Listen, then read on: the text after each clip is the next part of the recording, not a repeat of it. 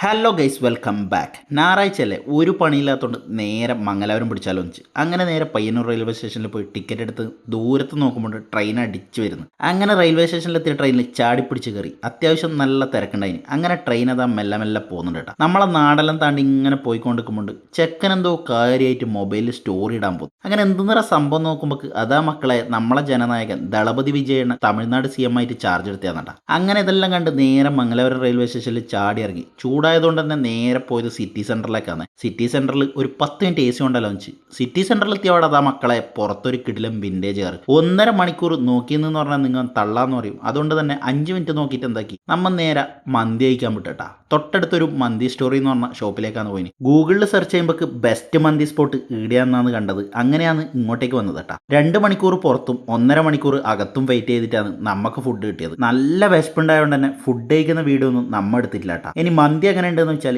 മന്തി rice ഓക്കെയാണ്. Honey chilli അൽഫാം പറഞ്ഞുകൊണ്ടാണെന്ന് അറിയില്ല, സംഭവം അത്ര പോരേനട്ടാ. ഇത് എൻ്റെ വ്യക്തിപരമായ അഭിപ്രായമാണ്. എൻ്റെ വീഡിയോ കാണുന്ന നിങ്ങളാരെങ്കിലും ഈ സ്പോട്ടിൽ നിന്ന് മന്തി കഴിച്ചെങ്കിൽ ഒന്ന് കമന്റിൽ അറിയിക്കണേ. അങ്ങനെ മന്തിയെല്ലാം കഴിച്ച ക്ഷീണവും നല്ല ചൂടെല്ലാം ഉണ്ട്. നമ്മ നേരെ നാട്ടിലേക്ക് തന്നെ തിരിക്കാന്നുള്ള പ്ലാനിൽ നേരെ റെയിൽവേ സ്റ്റേഷനിൽ പോയി കണ്ണൂർ പാസഞ്ചറിന് ടിക്കറ്റ് എടുത്തിട്ട് നേരെ വിട്ടേട്ടാ നാട്ടിലേക്ക്. അപ്പോൾ ഇത്ര മാത്രമേ ഉള്ളൂ. പുതിയൊരു വീഡിയോയുമായി കാണാം. Bye bye.